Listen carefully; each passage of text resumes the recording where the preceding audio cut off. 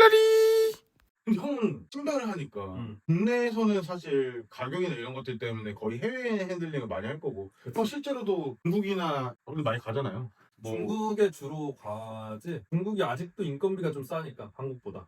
그쵸, 뭐 많이 올라갔다거나 해도 올라와도 네. 아직 신발이 조금 더 많이 차이 나잖아요. 옷은 이제 많이 따라왔는데 많이 차이 나지. 네. 왜냐면 내가 진짜 중국을 좋아해. 좋아하는 이유가 좀 약간 시기상 좀 위험한 발언일 수도 있는데 중국을 좋아하는 이유는 뭔지 아냐? 이건 대표님이면 다 좋아할 텐데 월급 전날 하루 쉬어. 29일 빡세게 하는 거야. 8시 출근 9시 퇴근해. 근데 월급 받은 다음날 쉬어야 되는 거 아니야, 돈 쓰기? 뭐 다음 날인가 월급 날인가 아무튼 그래. 8 to 9을 한다니까. 아 맞아, 형이 매번 얘기했죠. 너무 좋아. 일을 주는 사람 입장으로서 사실 이거는 좀 공산당 새끼들입니다. 좀 시키면 해야지. 우리나라 80년대에 내가 겪진 않았지만 80년대에도 참 그랬다라는 얘기들을 많이 들었는데 채찍질 하나? 채찍질? 안 그래. 그리고 현장에 가보면 젊은 사람들이 진짜 많아. 근데 그건 제가 진짜 부러워하는 거. 공장 사장님이 제 거 청바지 지금 꼬매고 있는 거. 그만해야 되겠다. 뭐, 그러니까 오더가 없으니까 돈이 이제 한국의 어떤 표준으로 정해진 그 단가 내에서 조금 싸도 할 텐데 아예 오더가 없다는 거예요. 거기가 이제 한국에서 유명한 그 패션 기업 그 한땡거 한 공장인데 오더가 없어서 이게 뭐 일주일에 원래 6일을 나왔었는데 자기네 일 많으면 일 많으면 3일밖에 안 나오더라고.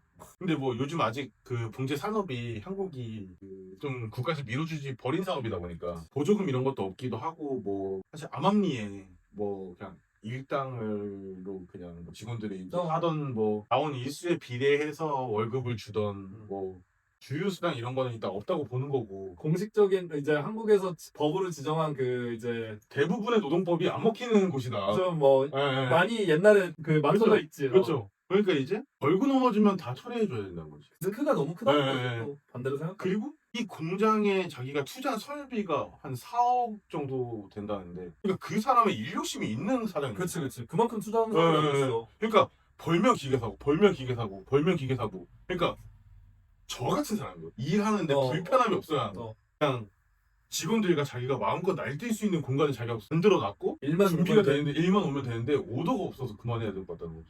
근데 자기가 4억을 투자했는데 이 기계를 팔려고 내놓으면 안 사간다는 거야. 그냥 버리면 가져갈게요. 이 정도. 기계가. 그치. 근데 그 사람이 젊어요. 몇 살인데? 나이까지는 안 물어봤는데 50대? 아니 50대가 아니야. 한 더 40대 엄청 젊으시구나. 40대 중후반 정도 되는 것 같아. 내가 봤을 때. 완전 막내네. 그죠? 사장. 그러니까 네. 막내 나이야. 네. 사장님들 막내 나이. 고수인 거지 고수. 근데 이제 거기서 옛날에 플렉도 했었고 뭐 아웃스탠딩도 했었고 거기서 뭐 아무튼 그런 데인데 그렇다고 하더라고요. 너무 힘들다고. 그러니까 그런 얘기를 듣는 게 참 가슴이 아픈데 또 중국은 또 젊은 인력들이 많다고 하니까 최고로 부러운. 맞아.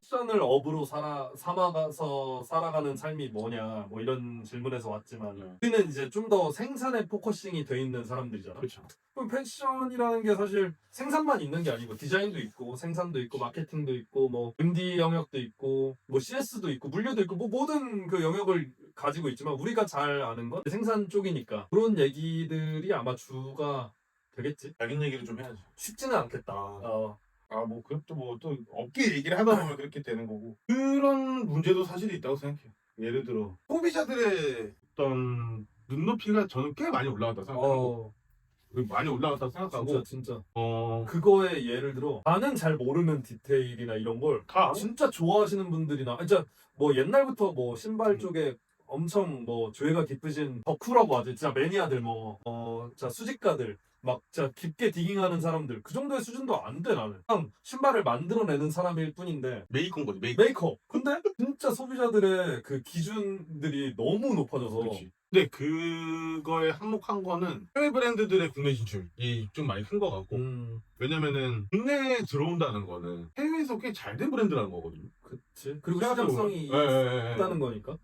그리고 그 해외에서 자국에서 잘 돼서 한국인들이 그걸 찾아서 사기 시작했고 뭐 예를 들어 한국 편집점에서 소개를 했던 뭘 했던 그리고 그 브랜드들이 직접 들어오기까지 하는 거지. 거기서 잘 된 브랜드랑 한국의 그냥 고만고만한 브랜드랑 사실 비교하면 조금 격차가 날 수밖에 없다. 예를 들어 한국에서 제일 잘하는 브랜드랑 비교하는 게 맞지. 좀. 그치. 네. 아. 저는 진짜 아까 그렇게 생각하고. 맞아. 그런 관점으로 바라봐야 되는 게 맞죠. 네, 그리고 좀 소비자들의 그런 눈높이에 비해 이걸 업으로 하는 사람들의 어떤 수준이 저는 생각보다 높지 않다. 그치. 그러니까 대부분이. 맞아.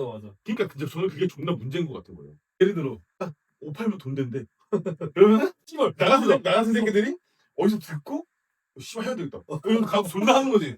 근데 대부분 그렇게 하는 사람들 저는 솔직히 그냥 삽질만 하다가 또 갈 거라고 저는 생각을 하고. 근데 그렇다고 졸라 딥한 브랜드들 있잖아요. 진짜 좀 많이 딥한 브랜드. 뭐 팔리지도 않는 브랜드가 갑자기 막 원단을 막 짜. 원단을 아는 사람을 통해서 막 원단을 짜. 존나 자기가 생각하기에 높은 감도의 옷을 만들어냈어. 무신사나 이런 데도 입점 안 되고 29cm 입점 안 됐고 막 시작한 지 얼마 안 된 브랜드야. 막 그렇게 너무 과다하게 열정이 투입이 돼도 안 된다. 라고 저는 또 생각해요. 약간 너가 네. 방금 얘기했던 게 네. 어줍지 않은 사람들, 네. 막 그러니까 좀 이 만드는 사람 메이커들이 만들어내는 사람들이 좀 더 그 조예가 있는 사람들이 만들어야 된다. 그쵸. 근데 그렇지 않은 사람들이 너무 많다. 그쵸. 뭐 좀 업계 얘기를 하자면 또 뭐 그런 거 같고 또 너무 딥해도 안 된다. 왜냐면은 높아진 소비자들조차 공감 못하는 부분까지 하면은 그냥 비즈니스적으로는 좋지 않지 않나. 뭐 내가 성공한 브랜드를 하고 있고 성공한 사업을 하고 있다 있어서 이런 얘기를 하는 게 아니고 그냥 평소에 하는 생각이 그렇죠. 너무 딥해도 아닌가? 딥하면 괜찮나? 아니 판매가 나는 근데 뭐 그렇게 딥한 사람은 아니어서 판매가 돼야 브랜드가 존재할 수 있지 않을까?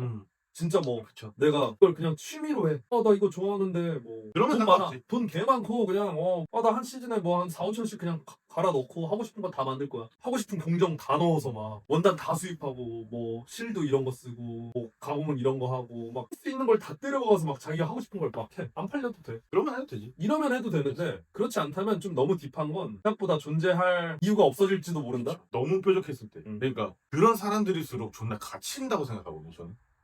약간 양날의 검인 거지. 그 딥하다는 게. 형도 그렇고 저도 그렇고 제가 나름 이제 이 업계에서 있고 이제 이 사업을 하면서 나름 많이 볼 수 있는 사람들보다 딥하다고 말할 수는 있는데 얘가 예를 들어 에센스룸 뭐 이런 형님들이 계시겠죠. 그런 분들보다 딥하냐? 아니거든요. 앞으로도 그러고 싶지도 않은 거야 나는. 뭔가 거기까지 가야 되나? 형 어떻게 생각해? 형도 그 정도는 아니잖아요. 난 존나 스탠다드한 아니 사람이야. 형도 엄청 깊게 들어갔을 때도 그 정도는 아니었잖아요. 그 정도까지는 안 갔지. 그렇죠. 이게 약간 그 형들은 꽤 우리보다 연배가 이제 있으시고 그렇죠. 10살, 15살 이상 많으시고 그렇죠. 그 정도 많겠죠.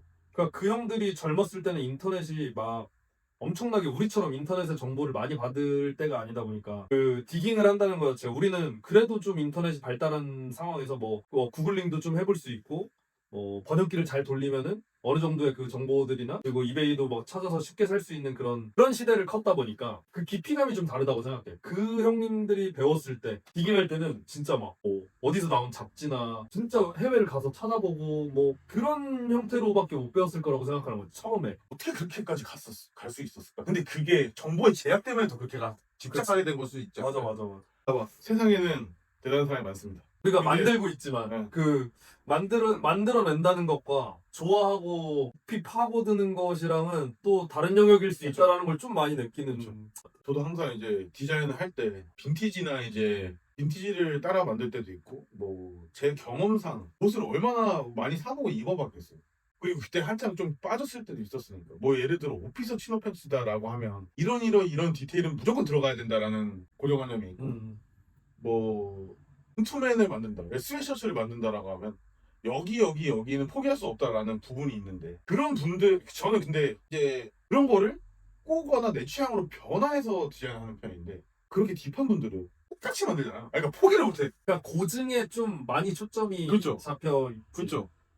그러니까 포기를 못하고 뭐 아무튼 그런 사람들도 있다. 근데 그런 거에 비해 저희는 좀 스탠다드한 것 같고 그 정도로 딥하진 않다. 약간 메이커에 가깝다. 어. 네. 뭐 그런 것 같고. 아무튼 우리가 그 네. 패션을 업으로 하는 것에 대하여 자꾸 산으로 가네. 아니 물론 뭐 포함될 수 있는 이야기긴 네. 하지만 나는 그것도 있는 것 같아. 지금 우리가 막 어떤 전문적인 분야에 대한 얘기를 했는데 이 생태계 자체가 그 봉제 산업이나 이 우리 제조업이 힘들어졌기 때문에 더 이 만들어내기가 힘든 환경이 되어가는 거.